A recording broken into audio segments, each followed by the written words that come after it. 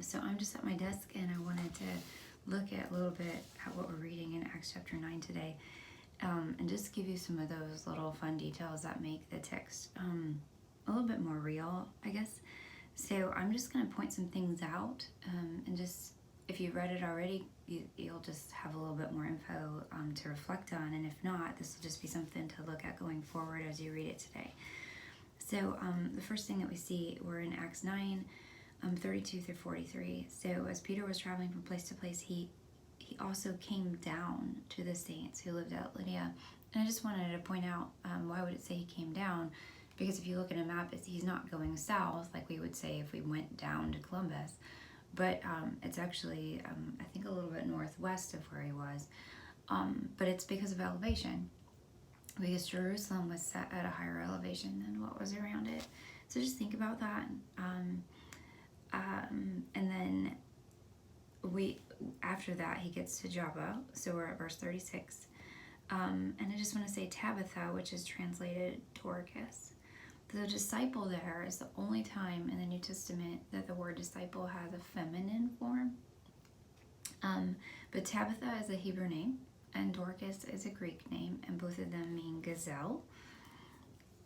But then it goes on to say, after washing her, they placed her in a room upstairs. And then they go and they ask Peter, who's nearby, about 10 miles away between these two cities, to come, and they say, don't delay. So Peter got up and went with them. But the interesting thing here is that they washed her. They didn't anoint her for burial. They just cleaned her up. And then when he gets there, they show her all of these things that she's done, and they've talked to her.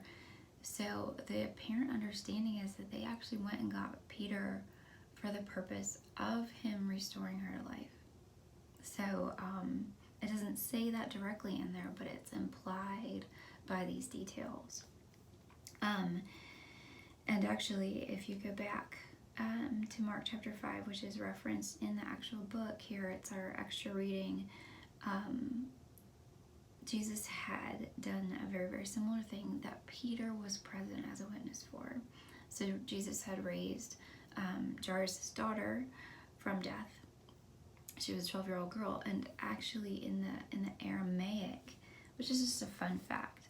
So the two words, the two phrases, Tabitha get up and little girl get up, which Jesus used in Mark 5:41, actually only have one letter difference, which is just it's Tabitha and Talithia, and then the following command, get up. So I just thought those were fun little things.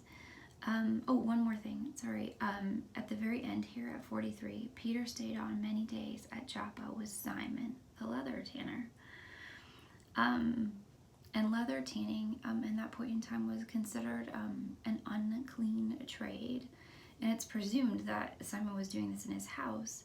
So it's a kind of a comforting little thought here that Peter wasn't, particularly scrupulous about these Jewish ceremonial traditions, but he actually was willing to stay in his home, even though it was considered an unclean location. But that also leads into what we'll find next in tomorrow's reading. So I am praying for you all, and I hope that you just have some fun with the little details here, and I'm going to try to do this more often for you. So as long as you don't mind me, like first thing in the morning, without any makeup.